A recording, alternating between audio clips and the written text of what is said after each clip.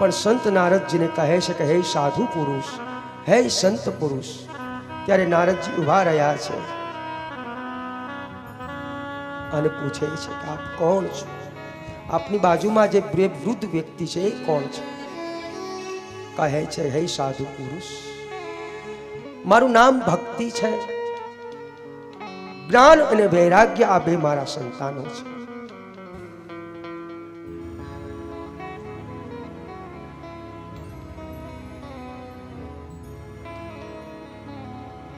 હું કર્ણાટક, મહારાષ્ટ્ર ફરતા ફરતા અહીંયા ગુજરાતમાં આવી.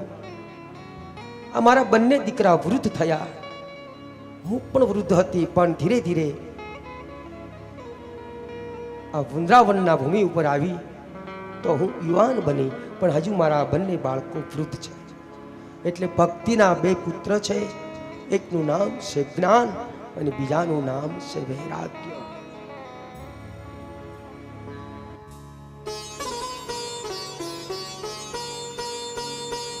દરવીર દેસાઈ કર્ણાટકે ગતા. હે સાધુ પુરુષ, દરવીર દેશમાંથી આવતા આવતા ક્યાંક ક્યાંક કર્ણાટકમાં આજે પણ ત્યાંની એકાદશીનું ખૂબ મહત્વ છે. એકાદશી એટલે ભૂખ્યા રહેવું એમ નથી. 11 આવે ત્યારે જ રહેવું કે 10મ 11 બારસ રહેવું એમ નથી. પણ એકાદશીનું વ્રત 5 જ્ઞાનેન્દ્રિય, 5 કર્મ ઇન્દ્રિય અને મન, આ 11 ને જે કાબુમાં કરી શકે એને એકાદશી કહેવાય. આ કાબુમાં થવું જોઈએ. ત્યાંથી હું મહારાષ્ટ્રમાં આવી. ત્યાં મને ખૂબ માનપાન મળ્યું. એટલે આજે પણ આપણા મહારાષ્ટ્રના ઘણા સંતો છે.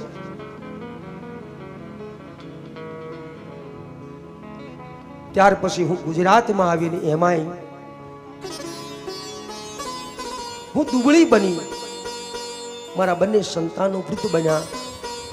ત્યાંથી હું વૃંદાવન આવી. ત્યાં હું એક યુવાન બની છું. એટલે આજે પણ વૃંદાવનની અંદર ખૂબ સંતોષ છે. ત્યાંની ભૂમિ રમણીય ભૂમિ છે. ત્યાંની ભૂમિ આનંદદાયક ભૂમિ છે.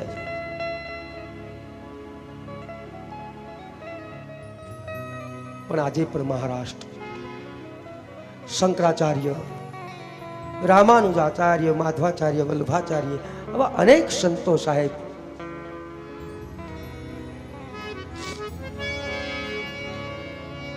અને એમાં ખાસ કરી મહારાષ્ટ્ર પંઢરપુરની અંદર તો સાહેબ જ્યાં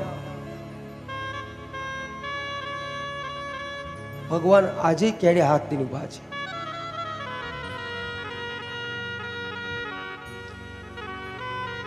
તો ભક્તિ આજ એક સંતને કહે છે કે હે સાધુ પુરુષ, મારા બંને દીકરા યુવાન થાય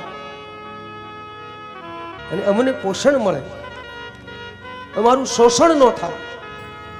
અત્યારે તો જાજા ભાગે ભક્તિમાં શોષણ થઈ ગયું છે. અત્યારે શું છે ખબર છે? આમ તો કોઈ કહેતું જ નથી, બાકી હવે ધર્મના નામે ધંધા જ થઈ ગયા છે.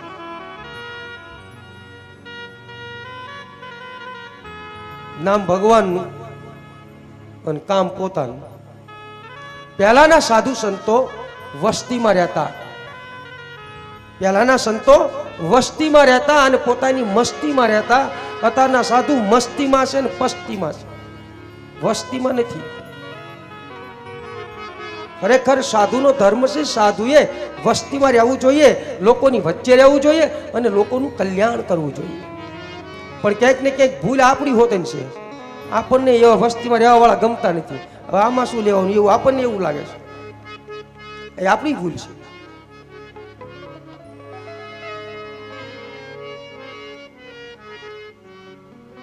તો આજે ભક્તિ રડે છે સાહેબ. આ કથા ભાગવત નથી, આ કથા મારા તમારા ઘરની કથા છે. આજે ભક્તિ રડે છે. જ્ઞાન અને વૈરાગ્ય વૃદ્ધ થયા છે. સંત નારદજી કહે છે કે હે નિર્દોષ ભક્તિ, તું હવે કોઈ ચિંતા ન કરીશ. હું મારા હૃદયમાંથી મારી જ્ઞાન દ્રષ્ટિ દ્વારા જોઈ અને તને કહું, અને ત્યાર પછી તારું બધું જ દુઃખ હું દૂર કરીશ. હે ભક્તિ, મને પણ થોડી વાર વિચારવા દે. સંત નારદજી વિચારવા લાગ્યા છે. ત્યાર પછી સંત નારદજીએ અનેક કથાઓ કરી છે, છતાં પણ જ્ઞાન અને વૈરાગ્ય ઊભું થવાની તૈયારી કરે ને પાછા પડી જાય, ઊભું થવાની તૈયારી કરે અને પડી જાય. અંતે નારદજી થાકી ગયા કે હું આટલું કરું છું, છતાં પણ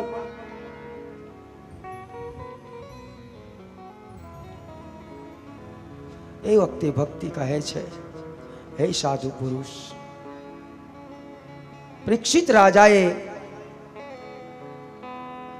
મને એમ લાગે છે કે આ કળિયુગને શા માટે મારી ન નાખ્યો અને કેમ જીવવા દીધો, અને એ જ વખતે જો મારી નાખ્યો હોત તો આજે મારી આ દશા ન હોત.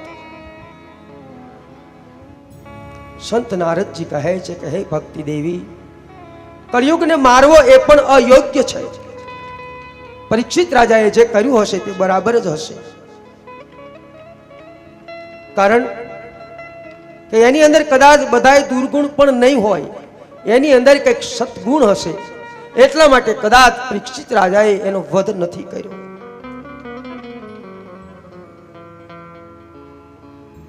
કળિયુગને એટલા માટે રાખ્યો છે કે કળિયુગમાં તપ કરવાની જરૂર નથી, કળિયુગમાં સમાધિ કરવાની જરૂર નથી, કળિયુગમાં તો કેવલ નામ આધારા છે. આટલું કળિયુગમાં એક સત્વ ગુણ હતો કે જ્યારે કળિયુગ આવશે ને ત્યારે આ મનુષ્યને ભક્તિ કરવા માટે બહુ તપ નહીં કરવું પડે, બહુ યજ્ઞ નહીં કરવા પડે, બહુ હોમ હવન નહીં કરવા પડે, કેવલ ને કેવલ કેવલ નામ આધારા. કળિયુગમાં ખાલી ભગવાનનું નામ, છતાં પણ આનું કલ્યાણ થશે. આવો સમય આવતો એટલા માટે કળિયુગનો વધ નથી થયો. તો બોલો, પહેલા કરતા અત્યારે સમય સારો કે નહીં? પહેલા તપ કરવું પડતું, દાન કરવું, ઘણી બધી મહેનત કરવી પડતી. અત્યારે એવું કઈ નહીં, ખાલી ભગવાનનું નામ લ્યો તોય મારા તમારા પાપનું પ્રાયશ્ચિત થઈ જાય સાહેબ.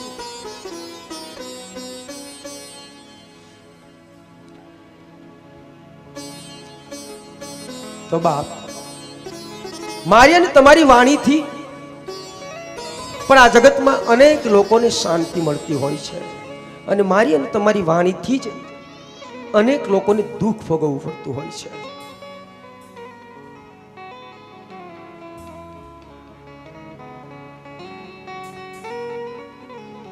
પણ સંત નારદજી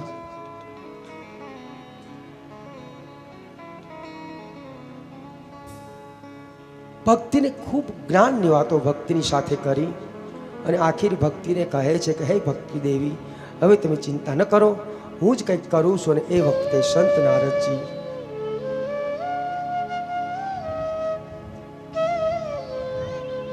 ભગવાનનું આરાધન કરે છે, અને ભગવાન એટલે આકાશવાણી થઈ છે. શું થયું છે? આકાશવાણી. આકાશવાણી એટલે શું? આપણે પેલા રેડિયોમાં આવતું ને આકાશવાણી, એ નહીં, આની અંદરથી જે વાણી નીકળે ને એને જ આકાશવાણી કહેવાય. અને આમાંથી વાણી નીકળે તો બધાય ન સાંભળે. આ આકાશમાંથી વાણી નીકળે તો બધા સાંભળે કે નહીં?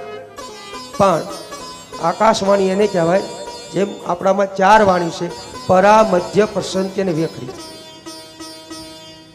એમાં 5મી આકાશવાણી છે, એમાં 6ઠી સંતવાણી છે.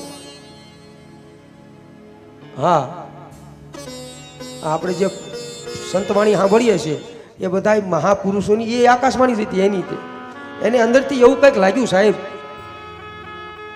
નહીતર આપણે દેવાયત પંડિતની આગમવાણી, આગમવાણી એટલે હતા ત્યારે અગાઉનું કહી દીધું, એને આકાશવાણી નથી કીધી, એને આગમવાણી કે આવું આવું થશે, પળીએ પાણી વેસાશે, ધરતી માથે હેમર હાલશે. દેવાયત પંડિત બાપા બોલ્યા તો આજે આપણે બધાને સ્વીકારવું પડે કે એ સમયમાં જ્યારે બોલ્યા તો અત્યારે સત્ય છે એમ. તો અત્યારે આજથી એટલા વર્ષો પહેલા જે મહાપુરુષો બોલ્યા એ જો આજે સત્ય હોય તો આની પછી કેવું આવશે વિચાર.